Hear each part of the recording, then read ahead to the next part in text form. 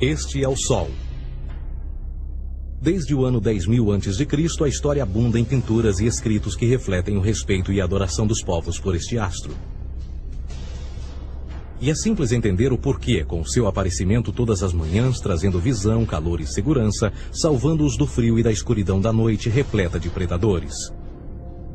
Sem ele, todas as culturas perceberam que não haveriam colheitas nem vida no planeta. Estas realidades fizeram do Sol o astro mais adorado de todos. Todavia, muitos estavam atentos também às estrelas. As estrelas formavam padrões que lhes permitiam reconhecer e antecipar eventos que ocorrem de tempos em tempos, tais como eclipses e luas cheias. Eles catalogaram grupos celestiais daquilo que conhecemos hoje como constelações. Esta é a Cruz do Zodíaco, uma das mais antigas imagens na história da humanidade. Ela representa o trajeto do Sol através das 12 maiores constelações no decorrer de um ano. Ela também representa os 12 meses do ano, as 4 estações, solstícios e equinócios. O termo zodíaco está relacionado com o fato das constelações serem antropomorfismos ou personificações, como pessoas ou animais. Por outras palavras, as primeiras civilizações não só seguiam o Sol e as estrelas, como também as personificavam através de mitos que envolviam seus movimentos e relações. O Sol, com seu poder de dar vida e de salvar, também foram personificados como se representasse um Criador ou um Deus. Deus Sol, a luz do mundo, o Salvador da humanidade. Igualmente, as 12 constelações representaram lugares de viagem para o Deus Sol e foram nomeados por elementos da natureza que aconteciam nesses períodos de tempo. Por exemplo, Aquários, o portador da água que traz as chuvas da primavera. Este é Horus. Ele é o Deus Sol do Egito de 3.000 a.C. Ele é o Sol antropomorfizado e a sua vida é uma série de mitos alegóricos que envolvem o movimento do Sol no céu. Dos antigos hieróglifos egípcios conheceu-se muito sobre esse Messias solar. Por exemplo, Horus, sendo o Sol, tinha como inimigo o Deus Sete, que era a personificação das trevas ou da noite. E metaforicamente falando, todas as manhãs Horus ganhava a batalha contra Sete. E no fim da tarde, Sete conquistava Horus e o enviava para o mundo das trevas.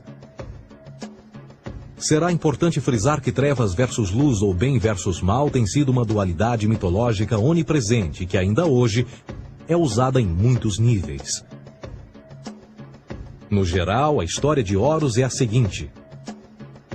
Horus nasceu em 25 de dezembro da Virgem Isis Mary. O seu nascimento foi acompanhado por uma estrela no oeste, que por sua vez foi seguida por 3 reis em busca do Salvador recém-nascido. Aos 12 anos era uma criança prodígio nos ensinamentos, e aos 30 anos ele foi batizado por uma figura conhecida por Anup, e assim começou o seu ministério. Horus teve 12 discípulos e viajou com eles, fazendo milagres tais como curar os enfermos e andar sobre as águas. Horus também era conhecido por vários nomes como a Verdade, a Luz, o Filho Adorado de Deus, o Bom Pastor, Cordeiro de Deus, entre muitos outros. Depois de ter sido traído por Tifão, Horus foi crucificado, enterrado por 3 dias e então ressuscitou.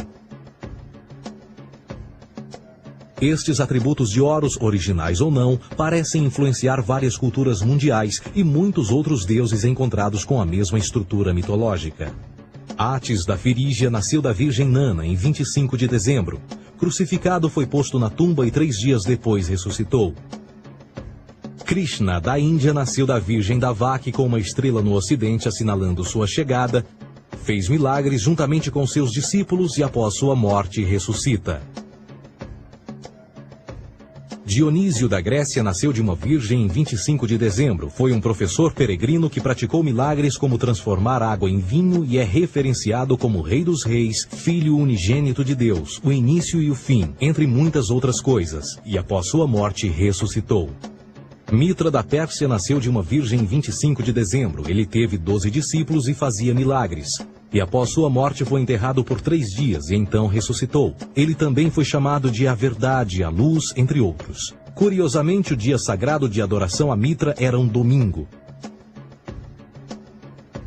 O que importa salientar é que existiram inúmeros salvadores em diferentes períodos em diversos lugares da Terra que preenchem essas mesmas características. A pergunta que não quer calar: o porquê desses atributos? Por que o nascimento de uma virgem em 25 de dezembro? Por que a morte e a ressurreição após 3 dias? Por que os 12 discípulos ou seguidores? Para descobrirmos, vamos examinar o mais recente dos Messias solares. Jesus Cristo nasceu em 25 de dezembro em Belém. Ao nascer foi anunciado por uma estrela no ocidente que seria seguida por 3 reis magos para encontrar e adorar um novo Salvador. Tornou-se pregador aos 12 anos. Aos 30 anos foi batizado por João Batista e então iniciou seu ministério. Jesus teve 12 discípulos que viajaram com ele praticando milagres como curar doentes, andar sobre a água, ressuscitar mortos. Ele também é conhecido como Rei dos Reis, o Filho de Deus, a luz do mundo, o início e o fim, o Cordeiro de Deus, entre muitos outros. Depois de ter sido traído por seu discípulo Judas por 30 moedas de prata, ele foi crucificado, posto em uma tumba e após 3 dias ele ressuscitou e ascendeu aos céus. Em primeiro lugar, a sequência do nascimento é completamente astrológica. A estrela no ocidente é Sírius, a mais brilhante do céu noturno, que a cada 24 de dezembro se alinha com outras 3 estrelas brilhantes no cinturão de Órion. Essas 3 estrelas brilhantes são chamadas hoje, como eram na antiguidade, 3 reis, 3 Marias no Brasil e Portugal. Os 3 reis e a estrela mais brilhante, Sírius, todas apontam para o nascer do Sol em 25 de dezembro. Esta é a razão pela qual os 3 reis seguem a estrela a oeste em uma ordem que apontam ao amanhecer. O nascimento do Sol.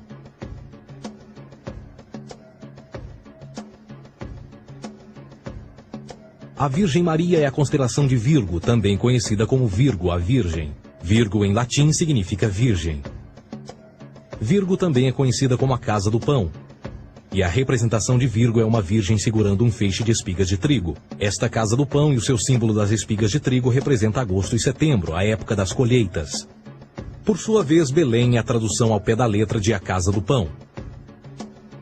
Belém também é a referência à constelação de Virgem, um lugar no céu, não na terra.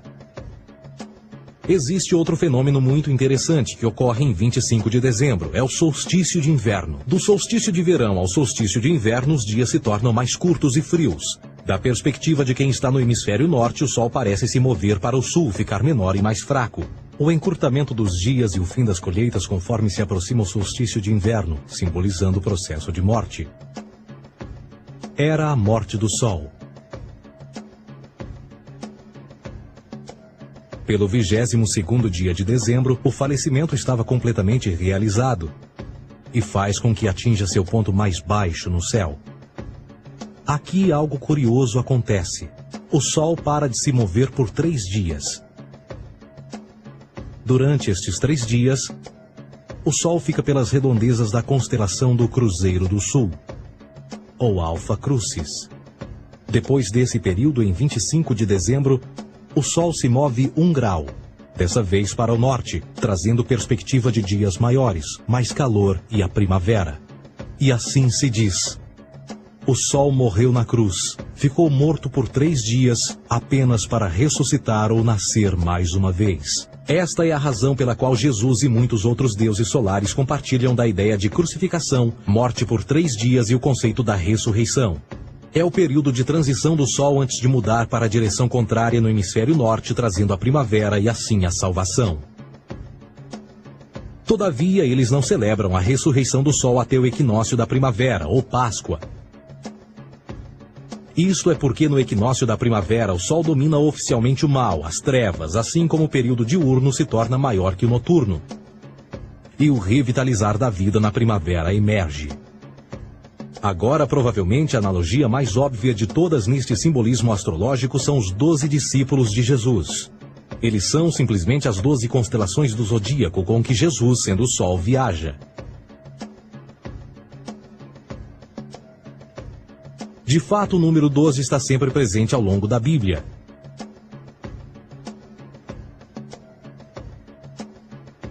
Voltando à cruz do zodíaco, o elemento figurativo da vida é o Sol. Isto não é uma mera representação artística ou ferramenta para seguir os movimentos do Sol. Era também um símbolo espiritual pagão.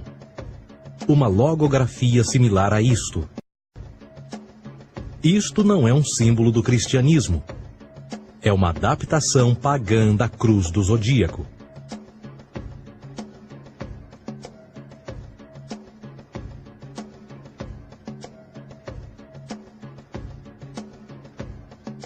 Esta é a razão pela qual Jesus, nas primeiras representações, era sempre mostrado com a sua cabeça na cruz. Jesus é o Sol, Filho de Deus, a luz do mundo.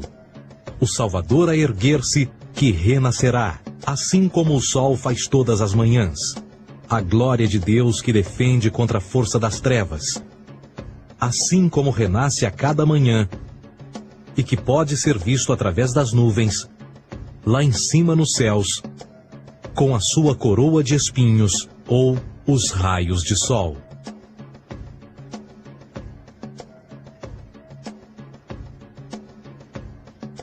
Agora, nas muitas referências astrológicas ou astronômicas na Bíblia, uma das mais importantes tem a ver com o conceito de eras.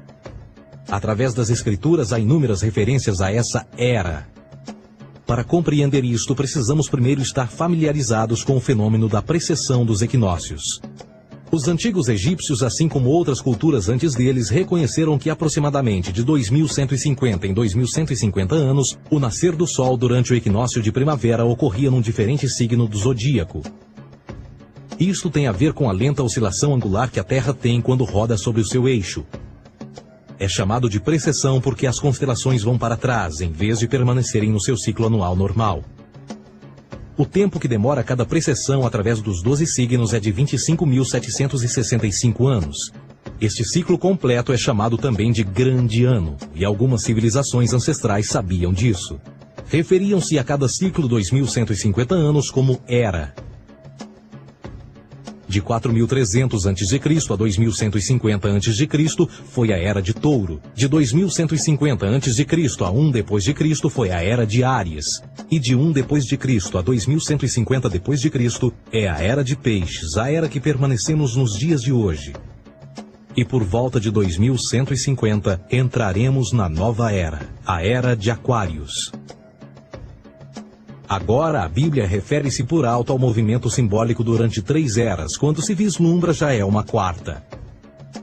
No Velho Testamento, quando Moisés desce o Monte Sinai com os 10 mandamentos, ele está perturbado ao ver sua gente adorar um bezerro dourado. De fato, ele até partiu as pedras dos 10 mandamentos e disse a todos para se matarem uns aos outros para purgarem o mal. A maior parte dos estudiosos da Bíblia atribuem esta ira de Moisés ao fato de os israelitas estarem adorando a um falso ídolo, ou algo semelhante. A realidade é que o bezerro dourado é o Taurus, touro. E Moisés representa a nova era de Áries. Esta é a razão pela qual os judeus ainda hoje assopram com o chifre do carneiro. Moisés representa a nova era de Áries. E perante esta, todos têm de largar a velha. Outras divindades, tais como Mitra, marcam essa transição também. Um deus pré-cristão que mata o touro, na mesma linha simbólica. Agora Jesus é a figura portadora da era seguinte à de Áries, a era de Peixes. O simbolismo de peixes é abundante no Novo Testamento, assim como Jesus alimenta 5.000 pessoas com pão e 2 peixes. No início do seu ministério, enquanto caminhava ao longo da Galileia, conhece 2 pescadores que o seguem. Agora reflita se voltar a ver um adesivo em formato de peixe escrito Jesus na traseira dos carros. Poucos sabem o que aquilo no fundo representa. É um simbolismo astrológico pagão para o reinado do Sol durante a Era de Peixes. Jesus assumiu também que a data do seu nascimento é também a data do início desta era. Em Lucas 22:10, quando Jesus é questionado se a próxima passagem será depois de ele ir embora, Jesus responde: Eis que quando entrardes na cidade, encontrareis um homem levando um cântaro de água. Segui-o até a casa em que ele entrar. Esta escritura é de longe a mais reveladora de todas as referências astrológicas. O homem que leva um cântaro de água é Aquários, o portador de água, que é sempre representado com um homem despejando uma porção de água. Ele representa a era depois de Peixes, e quando o Sol, Filho de Deus, sair da era de Peixes, Jesus, entrará na casa de Aquários, e Aquário é antes de Peixes na precessão dos equinócios. Tudo o que Jesus diz é que depois da era de Peixes chegará a era de Aquário.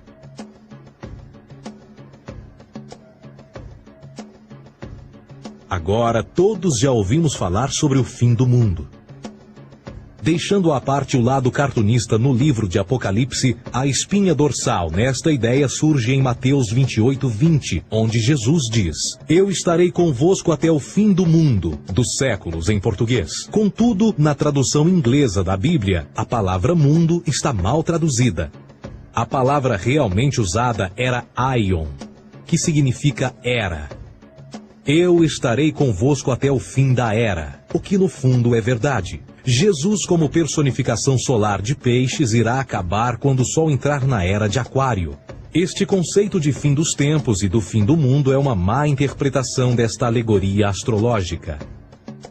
Vamos dizer que aproximadamente 100 milhões de brasileiros acreditam que o fim do mundo está próximo.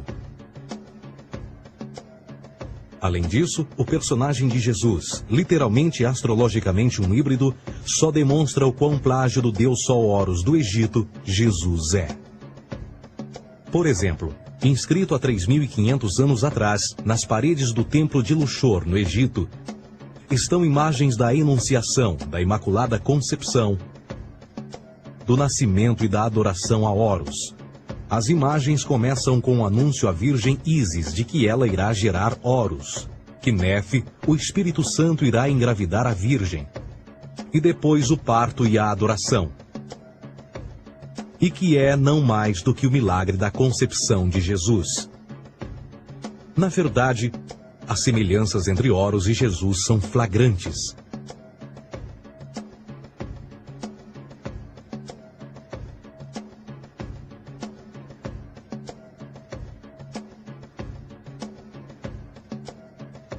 E o plágio continua.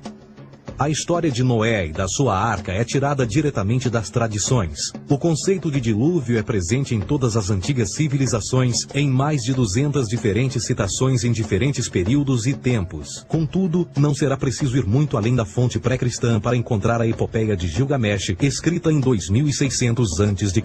Esta história fala sobre grandes inundações ordenadas por Deus, uma arca com animais salvos e até mesmo o libertar e o retornar da pomba entram em concordância com a história bíblica, entre muitas outras semelhanças. E depois há a história plagiada de Moisés, sobre o nascimento de Moisés. Disse que ele foi colocado numa cesta de cana e lançado ao rio para evitar um infanticídio. Ele foi mais tarde salvo pela filha de um rei e criado por ela como um príncipe. Esta história do bebê numa cesta foi retirada do mito de Sargão de Acade por volta de 2250 a.C.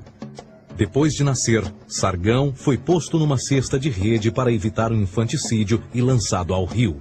Foi depois salvo e criado por Aqui, uma esposa da realeza Acádia. Além disso, Moisés é conhecido como legislador, portador dos 10 mandamentos e da lei mosaica. Contudo, a ideia de a lei ser passada de um deus para um profeta numa montanha é também antiga. Moisés é somente um legislador numa longa linha de legisladores na história mitológica. Na Índia, Manou foi o grande legislador. Na ilha de Creta, Minos ascendeu ao monte Ida, onde Zeus lhe deu as leis sagradas. Enquanto que no Egito, Moisés tinha nas suas pedras tudo o que Deus lhe disse. E no que diz respeito a estes 10 mandamentos, foram retiradas a papel químico do feitiço 125 do Livro dos Mortos do Antigo Egito. O que é que o Livro dos Mortos dizia? Eu nunca roubei, tornou-se tu nunca roubarás. Eu nunca matei, tornou-se nunca matarás. Eu nunca menti, tornou-se nunca levantarás falsos testemunhos. E por aí adiante. A religião egípcia é, no fundo, a base fundamental para a teologia judaico-cristã.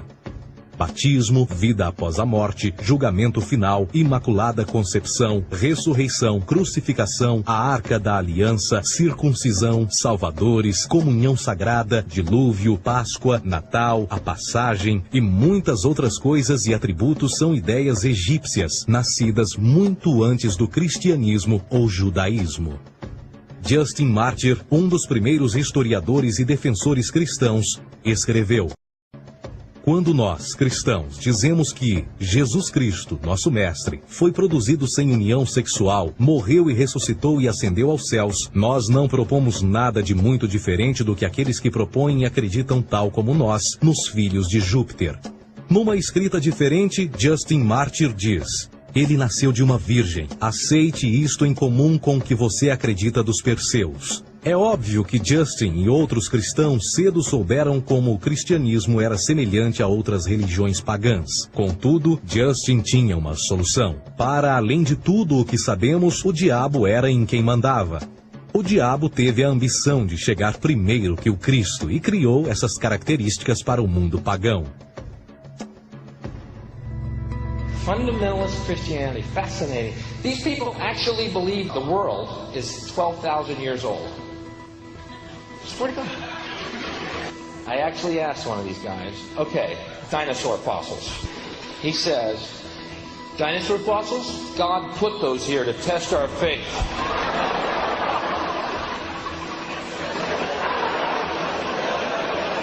I think God put you here to test my faith, dude. A Bíblia não é nada mais do que um híbrido literário astroteológico, tal como todos os mitos religiosos que os antecederam. De fato, o aspecto da transferência de atributos e umas personagens para as outras é facilmente reconhecida no próprio livro em si. No Antigo Testamento há a história de José. José era um protótipo de Jesus. José nasceu de um milagre, Jesus nasceu de um milagre. José tinha 12 irmãos, Jesus tinha 12 discípulos. José foi vendido por 20 pratas, Jesus foi vendido por 30 pratas. Irmão Judá sugere a venda de José. O discípulo Judas sugere a venda de Jesus. José começa os seus trabalhos aos 30, Jesus começa aos 30 também. Os paralelismos continuam. Além disso, haverá algum registro não bíblico da existência de mais alguém chamado Jesus, filho de Maria, que viajou com 12 seguidores e curou pessoas? Existiram muitos historiadores que viveram no Mediterrâneo durante esse mesmo período e até mesmo após a presumível morte de Jesus. Quantos desses historiadores fizeram relatos sobre a sua figura? Nenhum. Porém, para sermos justos, não significa que os defensores da existência de Jesus nunca tenham reclamado o contrário. São particularmente 4 referidos como pioneiros sobre a teoria da existência de Jesus: Plínio o Jovem, Suetônio e Tácito. Cada uma das suas máximas consiste apenas em algumas frases em que, na melhor das hipóteses, se refere a Christus ou Cristo, e que na realidade não é um nome, mas sim uma titulação. A 4ª fonte é Joséfo, cujos documentos ficou provado terem sido falsificados séculos atrás e, para infortúnio da humanidade, por muitos ainda visto como verdadeiros. Poderá alguém ter se aproveitado das ideias renascer dos mortos, a ascensão ao reino dos céus e a prática de milagres e que a partir daí tenha começado a surgir nos registros históricos? Não, porque uma vez pesadas as evidências, há grandes probabilidades da figura conhecida como Jesus nunca sequer ter existido.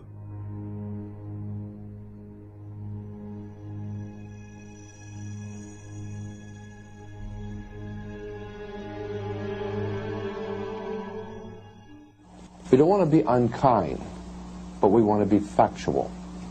We don't want to cause hurt feelings, but we want to be academically correct in what we understand and know to be true.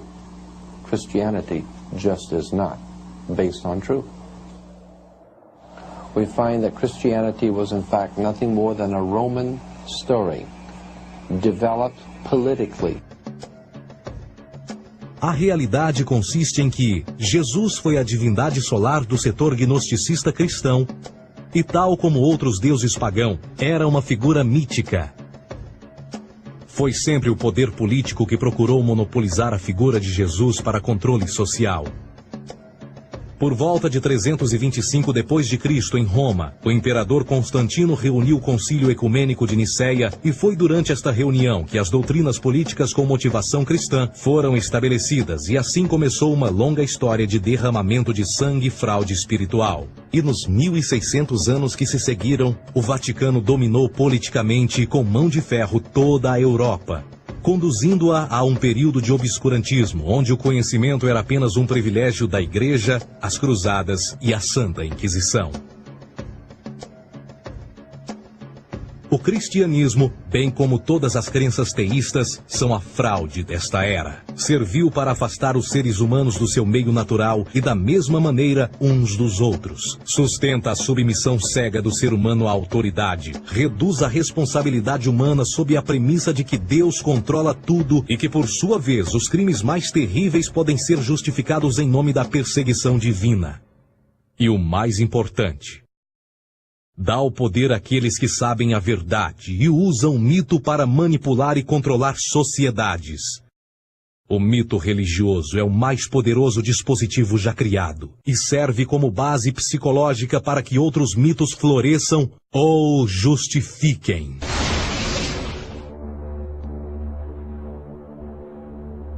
A myth is an idea that, while widely believed, is false.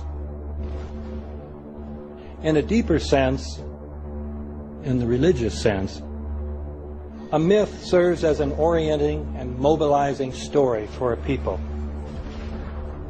The focus is not on the story's relation to reality, but on its function. A story cannot function unless it is believed to be true in the community or the nation. It is not a matter of debate. If some people have the bad taste to raise the question of the truth of the sacred story, the keepers of the faith do not enter into debate with them. They ignore them or denounce them as blasphemers.